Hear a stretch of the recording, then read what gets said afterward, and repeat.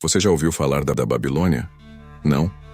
Então prepare-se para uma jornada que vai abalar sua visão do que está por trás dos eventos globais e do futuro da nossa humanidade. No livro de Apocalipse, ela aparece como uma figura misteriosa, montada sobre uma besta escarlate, rodeada de poder, riqueza e corrupção. Mas quem realmente é essa mulher? E qual é o significado de sua aliança com a besta? Você sabia que ao longo da história, essa profecia nunca foi tão relevante? Agora, à medida que o cenário mundial se desenrola, parece que estamos mais próximos do cumprimento dessa enigmática profecia do que jamais imaginamos. Neste vídeo, vamos explorar um dos maiores mistérios da Bíblia e a conexão de um evento profético com os acontecimentos que estão prestes a mudar o curso da história. Fique comigo até o final e prepare-se para enxergar o futuro com uma perspectiva totalmente nova. No livro de Apocalipse, capítulo 17, nos é revelada uma visão enigmática. Uma mulher chamada a da Babilônia, montada sobre uma besta escarlate, com 7 cabeças e 10 chifres. Essa imagem poderosa não é apenas uma metáfora, mas uma profecia que carrega um profundo significado espiritual e político. Mas por que a Bíblia escolhe essa figura? Quem é ela e o que a besta simboliza? A chave para entender essa visão está em como ela descreve uma união entre poder político e corrupção moral. Essa mulher é descrita como aquela que se embriaga com o sangue dos santos e com o sangue dos mártires de Jesus. Isso sugere uma aliança corrupta, uma união entre instituições religiosas e políticas, onde a moralidade e a verdade são distorcidas para fins de controle e poder. Essa não é apenas uma figura isolada, mas um símbolo de uma corrupção profunda que atravessa séculos, se enraizando em sociedades e governos ao redor do mundo. Mas o mais surpreendente de tudo é que, conforme olhamos para o mundo moderno, vemos sinais de que essa aliança entre a política e a religião está se tornando cada vez mais visível. O que parecia ser apenas um aviso simbólico, agora parece estar se tornando realidade diante de nossos olhos. O que significa isso para nós como cristãos? E qual é o nosso papel em entender e enfrentar essa realidade?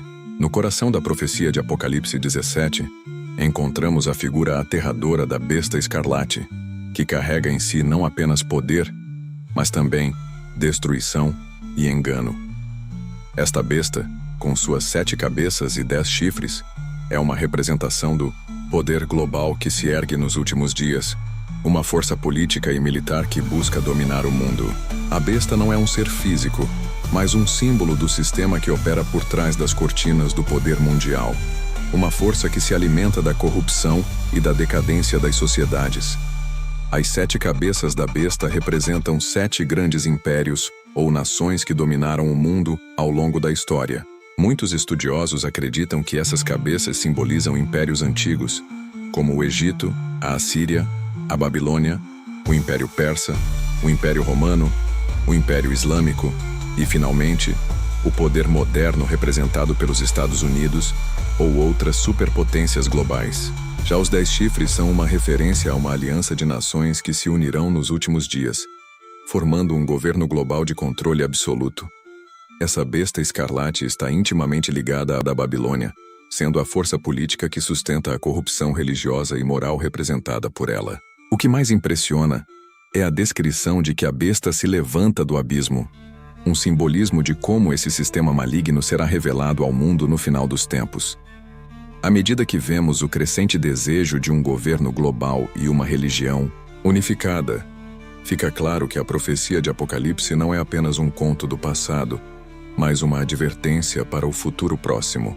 A pergunta que devemos nos fazer é: estamos vivendo os últimos dias dessa aliança entre o poder político e a corrupção religiosa? Agora, vamos aprofundar no enigma de Babilônia. Quem é ela? O que ela representa?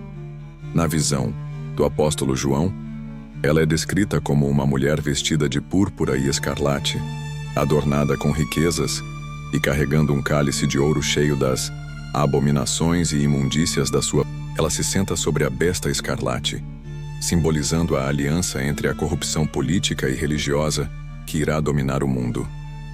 A de Babilônia é, na verdade, uma representação simbólica da religião falsa que se unirá ao poder político nos últimos dias. Sua aparência de luxo e riqueza é um reflexo da sedução do poder e da influência, enquanto seu cálice transborda de impurezas, indicando a moralidade corrompida que se espalhará por todas as nações.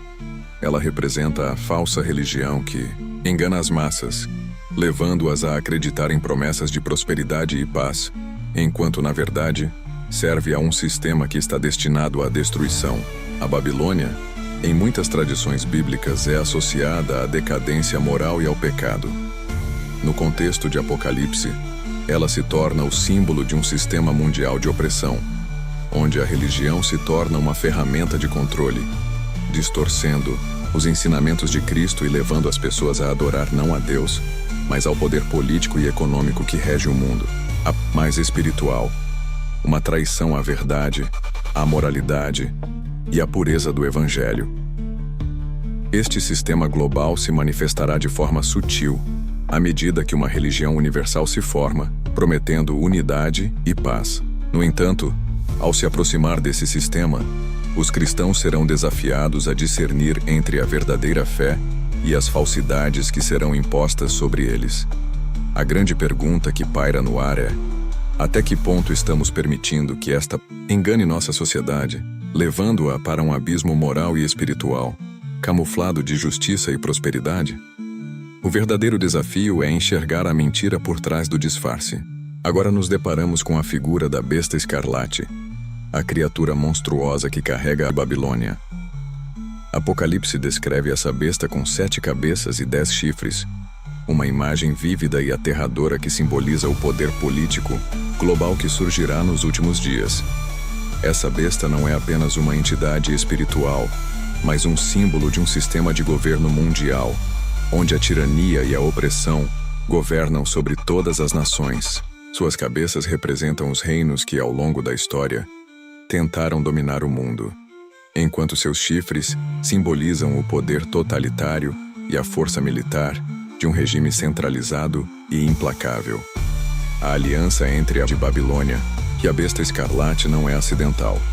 Ela é a chave para entender como o sistema mundial de controle será estabelecido. A besta, que possui autoridade sobre os governos do mundo, usará o sistema religioso de Babilônia para manter as massas sob seu domínio, distorcendo a verdade e oferecendo falsas promessas de paz e estabilidade.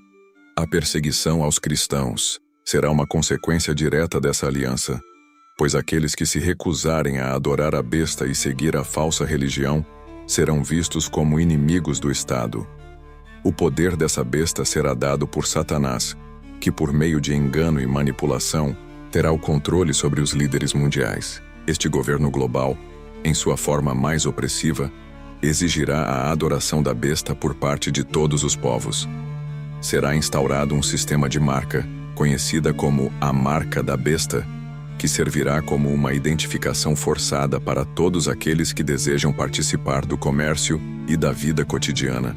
Esse regime totalitário não terá misericórdia e se alimentará da falta de discernimento espiritual das massas.